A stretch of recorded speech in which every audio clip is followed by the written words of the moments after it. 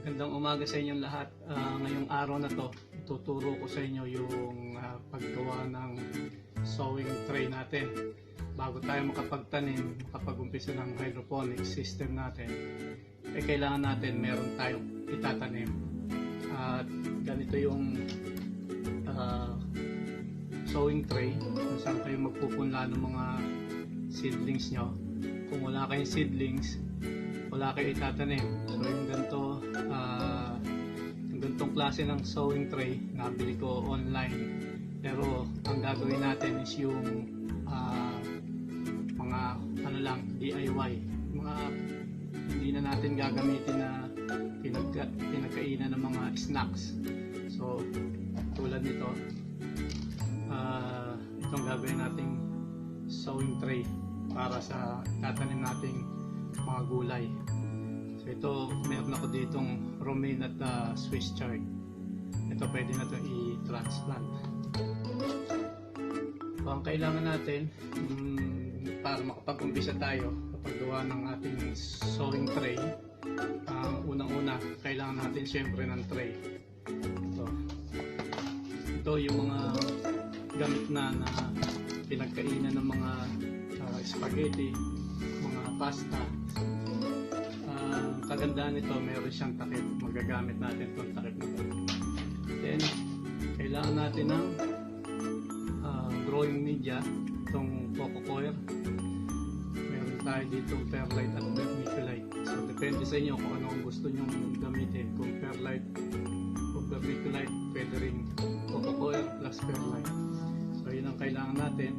Isa pa, pagbutas ng drain, ito ginagamit ko. Pwede rin kayong mag-improvise kung ano yung pwede nyong gamitin. Pwede yung bakoy, lagay nyo sa apoy. At bubutasan nyo lang yung ilalim. So ito na lang. Kailangan din natin ng scissor, ng gunting, ng marker. Kailangan din natin ng stick. Ito, chopstick na gamit na rin. Ito lang gagamitin ko.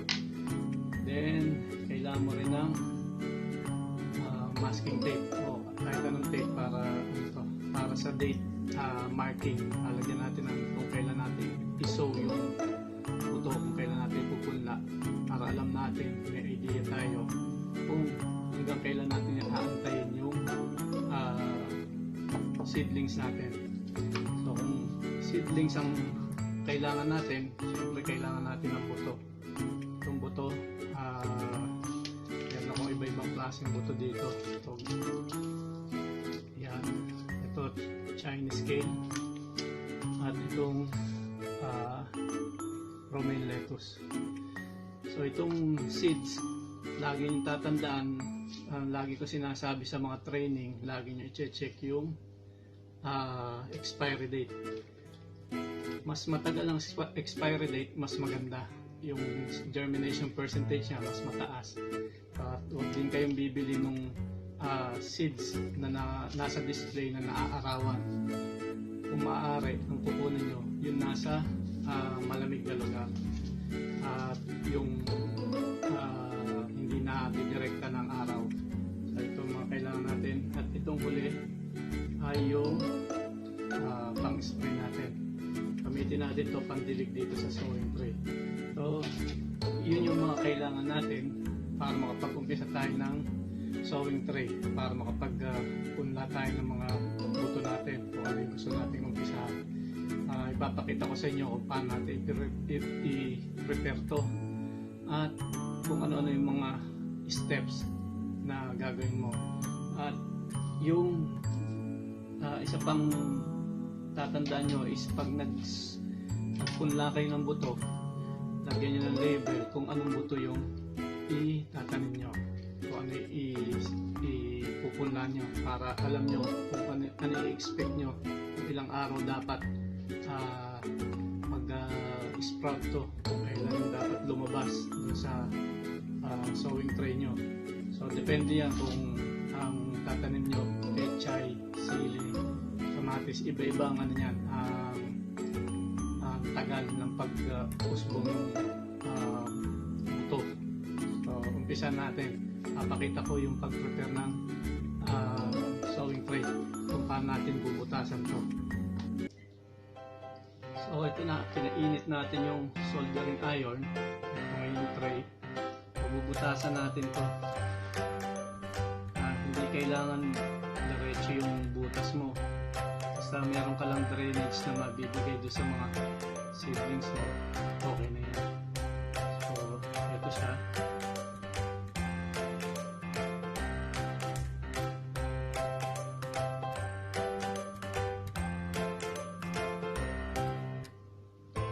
Ito ang pinaka drainage natin para hindi malunod yung seedlings nyo. Kailangan lumalabas yung tubig na idinidilig nyo para kung ano man yung sobra madidrain siya. So ito yung itsura ng ano yan, dadampin nyo lang ito lang.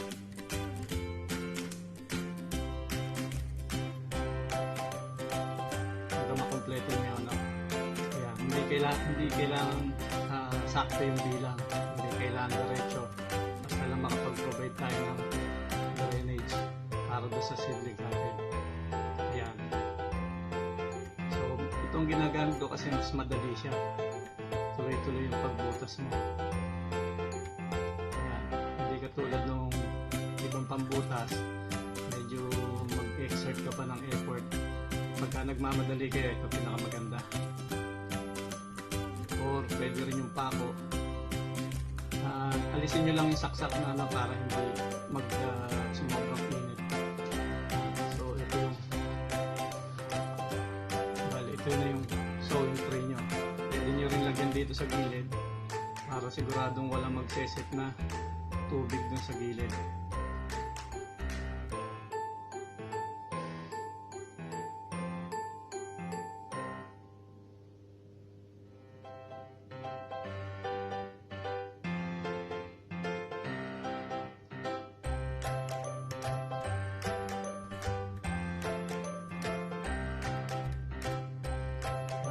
Tuloy lang. Lagyan nyo lang yung kada gilid para siguradong mag-drain yung tubig. Ayan yung sowing tray natin. Inisin yung tip ng soldering iron. Inisin nyo. Itong pinaka-tray at kailangan natin lagyan to ng growing medium. So pipili kayo kung anong gusto mong gamitin. Pwedeng perlite, vermiculite, perlite, coco coir, pwede rin coco coir at coco coir saka perlite paghaluin nyo. So, ang ratio nya is 2 cups ng coco coir at isang cup ng perlite. So, ang perlite siya yung magbibigay ng aeration sa ugat ng seedlings nyo para meron siyang aeration, may hangin at makukuha oxygen. At itong coco coir ay para sa moisture na para maintain hindi matuyo yung seedlings nyo. Then ito naman perlite, vermiculite. Vermiculite din is parang coco coir. Ang action niya is mag-retain ng moisture para dun at moisture at nutrients para dun sa halaman, sa seedlings nyo. So, ang gagawin natin sa susunod, paghahaluin natin to, ratio ng coco coir, 2 cups at 1 cup ng perlite. So yun ang ano, gamitin yung coco coir, yung aged na nababad na ng ilang araw, at itong coco coir din itong perlite ibabad niya rin. So ingat kayo sa paggamit ng perlite kasi itong perlite kapag dry pa siya ay sobrang maalikabok. I-advise ko gumamit kayo ng mask para hindi malanghap yung alikabok ng perlite. Para doon sa mga asthmatic, i-advise ko gumamit kayo ng mask. So iisa-isayin natin ngayon yung pag-prepare ng itong sowing tray.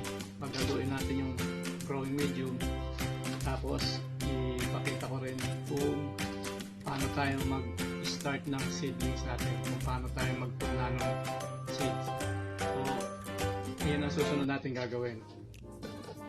So, ngayon naman, ipapakita ko sa inyo yung paghalo, pagmix ng coco coir at yung perlite. So, ang kailangan natin, isang container para dito natin ihalo yung coco coir at yung perlite. Ayan.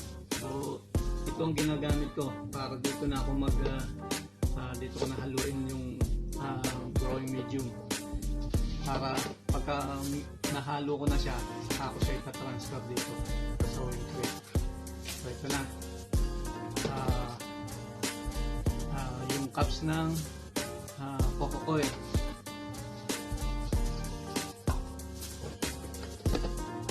So, ito siya. Lagyan ko siya ng 4 na cups ng perlite, ay ng coco coir. 4 na cups ng coco coir at yung perlite. So, yan siya. Haluin nyo lang. Pwede nyong gamitin ng kamay. Pwede rin yung stick ng nagagamitin nyo sa pagpunlade ng seedlings. So, ito siya. Papakita ko sa inyo.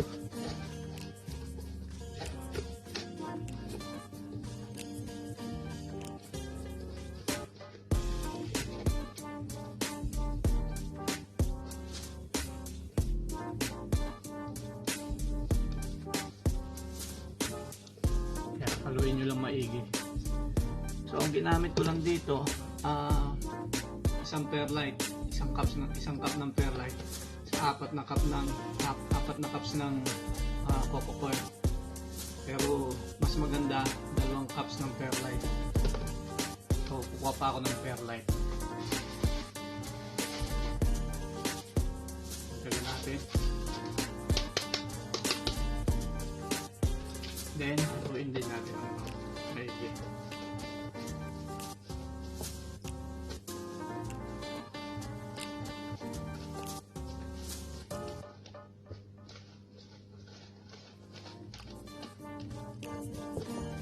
Yan. So, ito pwede na nating ilipat to dito sa ano.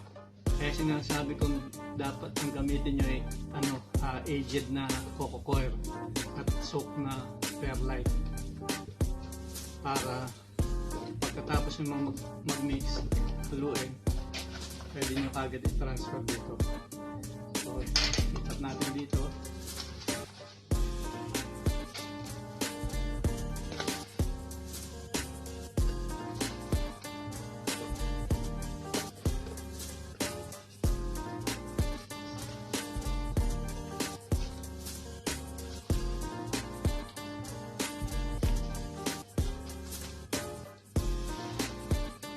So, saktong-sakto lang tong lalim ng sowing tray na to. Yan, halos sakto lang din yung hinalo nating perlite at coco coir. Halo natin dito. Ay, hindi nakikita, pero i-imagine nyo na lang. Halos saktong-sakto talaga yung 4 na cups na coco coir at 2 cups ng perlite para sa isang sowing tray na ganito, yung pinagkainan ng snack. Yeah, pwede nyo ilagay lahat. So, ito na yung nyo. Kung may mapapansin kayong mga buo-buong coco coir, tanggalin nyo o kaya durugin nyo. So, yung ganito.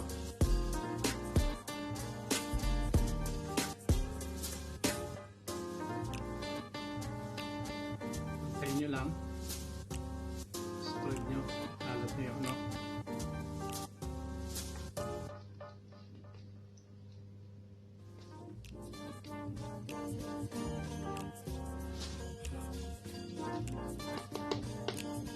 So ito na yung sowing tray nyo.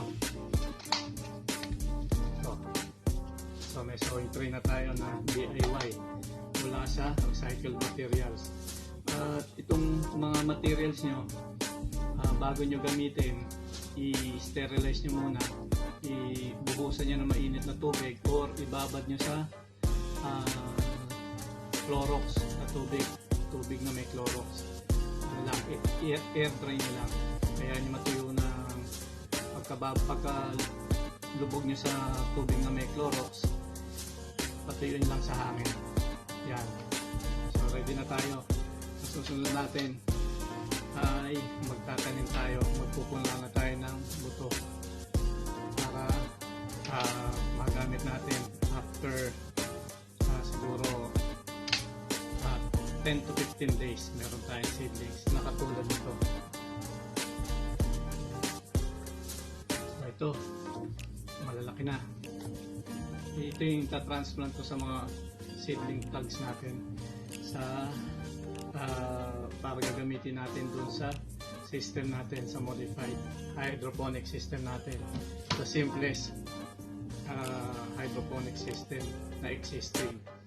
So mamaya ipapakita ko yung pag-sow ng seed at yung mga dapat natin tatandaan para sa pagpupunla ng buto natin na gagamitin natin sa pagtatanim ng gulay.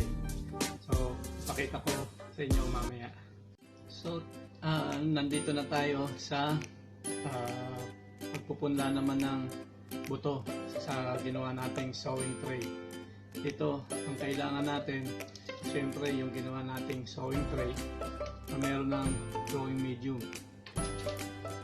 Kailangan natin ng yung seeds, yung buto na itatanim natin, kung ano yung gusto nating ialagaan doon sa natin, hydroponic system. So ang gagamitin ko ngayong araw, itong romaine lettuce at itong pechay. Yan. So ito yung pinakamadaling paramihin, palakihin sa system na to. Kaya ito ang gagamitin ko kasi nagmamadali na rin ako, abutan tayo ng summer. Para bago dumating yung summer, meron na tayong gulay. Pati yung kangkong, ipupunla ko na rin. So, isa pang kailangan natin is yung packaging tape, masking tape at yung scissor, panggupit natin dito. Lalagyan natin ito ng label para dito sa tatanim natin. So, umpisa na natin. Ito yung mga steps na kailangan gawin. So kung na-check na natin yung expiry date nitong seeds, tulad nito, ito ay ma-expired ng 2022. Ito 2021. So minus 2018. Meron pa akong 3 years na pagitan. Meron pa akong 3 taon. Pero habang tumatagal to, bumababa yung germination percentage nito. So ito ang magandang itanim na ngayon sa ngayon. So umpisa natin. Ito ngayon yung sowing tray nyo. Ipapakita ko yung pag-prepare. Wag muna yung mukha ko, tingnan nyo. Ito munang sowing tray. Yuyuko natin tong ano. Yan. So dito niya. Ang gagawin natin is gumawa lang tayo ng linya ng butas dito, parang pinaka-hukay niya. So dito pwedeng 3 hilera dito. Pwede kayo magpunla ng 3 hilera.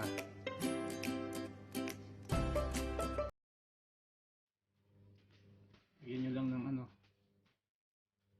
butas yan. Huwag masyado malalim para makasibol kagad yung halaman nyo, yung buto. So ayan, lagyan nyo ng guhit para sa paglalagyan nyo ng seeds.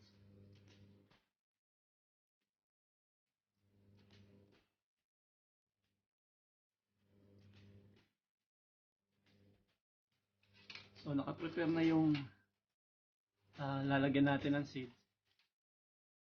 Ang susunod natin gagawin ay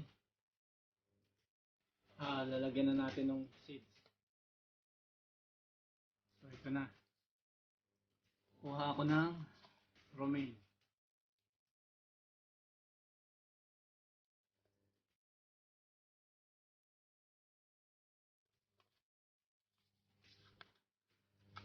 Kukuha lang tayo ng konti. Tansyahin nyo lang yung magagamit nyo sa isang taniman, sa isang batch. Kung gaano karami yung seedling plugs nyo at kung ilan yung styro boxes nyo na pagtataniman, tansyahin nyo lang. Or kung meron kayo namang plano na pagbigyan, pwede nyo rin damihan. So ito, spread nyo lang dito sa butas.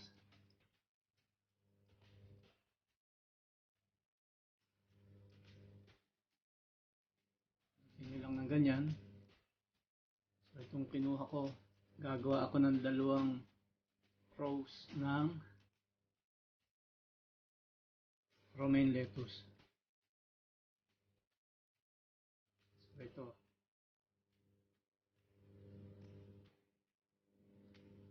So, pag sibol nito, 10 to 15 days. Pero 3 days yung mga talagang malakas na seeds, 3 days mag-ano na yan, mag-sprout na. So 10 to 15 days, lalabas na yung 2 true leaves niya. Yun yung time na pwede na natin silang i-transplant. Then ito, bago nyo tatabunan itong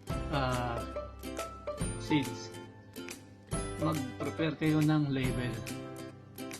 So nakagawa na ako ng label. Yan sa tape. So dikit nyo lang dito. Meron kayong dalawang hilera ng romaine.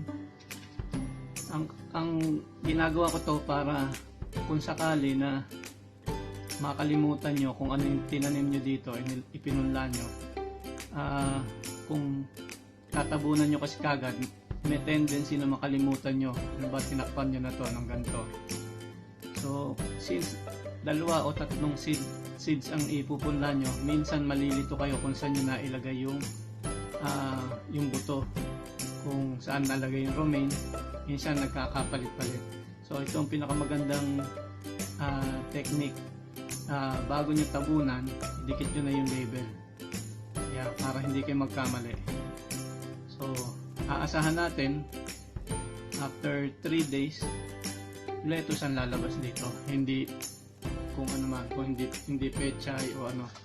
So hindi tayo magkakamali. So ito naman yung susunod natin.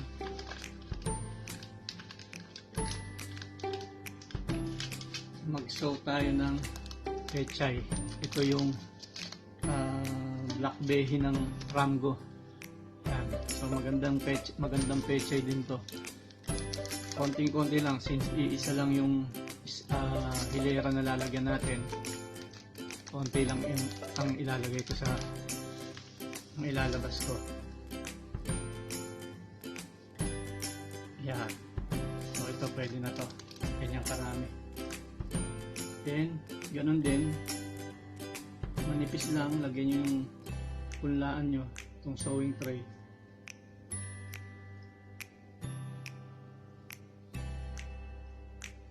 Yan.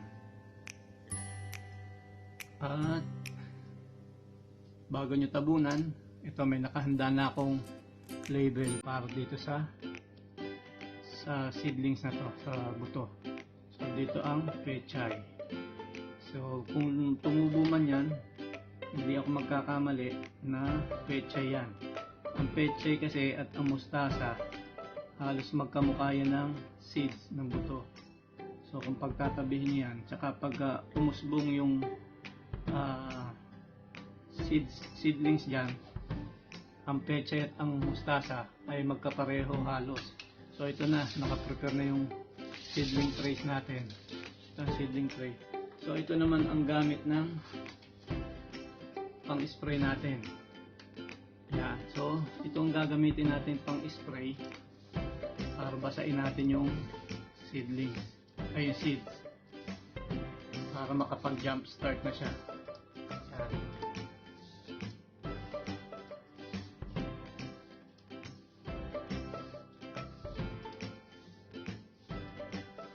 Ganyan lang kasimple. So ito, abangan natin 3 days. Asahan natin na may tutubo na dito.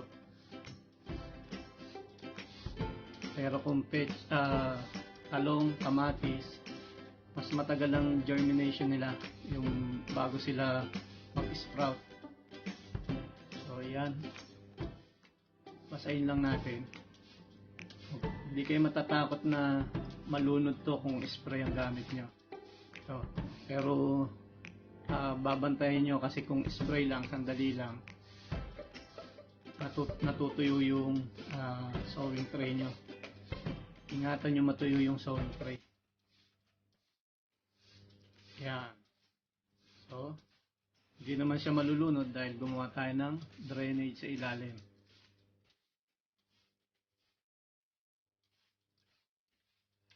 So, itong pinang-spray ko is ano to, plain na tubig lang. Plain na tubig, wala pa siyang nutrients. Wala pa siyang fertilizer. Since yung buto mismo, yung coating niya, meron pa siyang pagkain para sa kanya habang siya'y lumalaki. So, huwag kayo mag-alala na tubig lang yung spray nyo sa una. Yan, ganyan. So, yung pag-spray natin ng tubig na may nutrients, doon na natin gagawin pag nag-sprout na sila. Kapag tumubo na yung mga seedlings, may mga lumabas ng unang dahon. So yung unang dahon, yung unang true leaves, pwede na natin siyang sprayan na may nutrients. Yung nutrients at yung tubig, yung ratio nila is half strength lang nung gagamitin natin dun sa pinaka growing box natin, yung styro box. So kaya ang ano natin, ito ang kagandahan nito. Itong cover magagamit natin sa unang mga araw ng ating seedlings. So ito, napakaganda niyang gamit kasi yung humidity at yung moisture na may maintain natin dito sa loob ng sowing tray natin. So ito, kahit wala pang liwanag to, okay lang. At mas maganda medyo mainit na lugar, hindi naman kung masyado mainit, yung makapag-produce lang siya ng humidity sa loob. So ito na, ready na to. Ang gagawin ko na lang dito, papatong ko siya sa isang lalagyan. So pwede ko rin dito ilagay yan, para yung tubig is hindi siya tatapon doon sa ano. Yan ang kagandahan ng itong disposable na to, pero reusable. So ang laking bagay na yung basura na lang ay magagamit natin sa pagtatanim natin. Ganyan kasimple yung tinuturo namin system. So halos lahat ng gagamitin natin simula sa seedlings, sa sowing tray is reusable, recyclable. Lalo na pagdating dun sa system na ginagamit natin sa hydroponics, yung tinatawag nating modified hydroponic system. So ito lang yung ginagamit natin.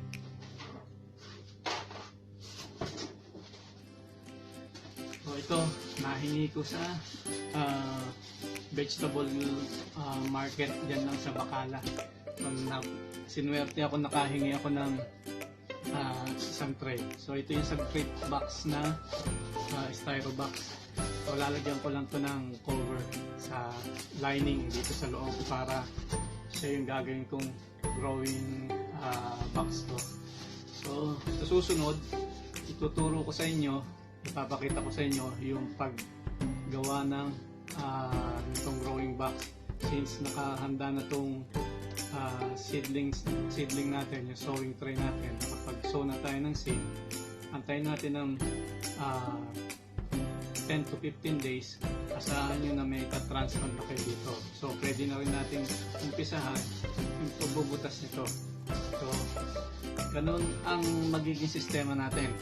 Sow, tayo ng seeds, pwede natin isunod tong kahit isunod na lang natin to, huwag nating unahin yung magbubutas o kung ano man conveniente sa inyo. Pero ako, ang ginagawa ko, sow ng seeds, magbubutas ako nito, lining. So magkakataon na yan, paglabas ng seedlings nyo, ready na yung growing box nyo.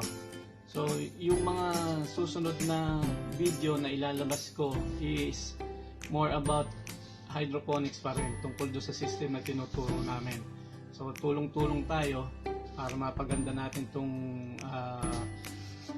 sistema na to, makatulong sa bawat isa sa mga OFW at doon sa mga nagpaplano magnegosyo sa Pilipinas. Sinabi nga nung isang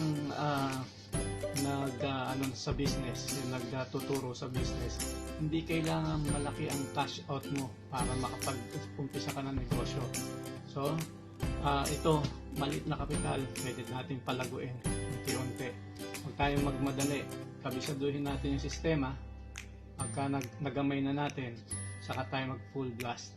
So yung mga tanong nyo, pwede nyong i-comment sa video at asahan ko yung mga natututunan nyo, ipakita nyo rin, post nyo rin sa grupo. So maraming salamat at magandang umaga sa inyo lahat at mabuhay kayong lahat.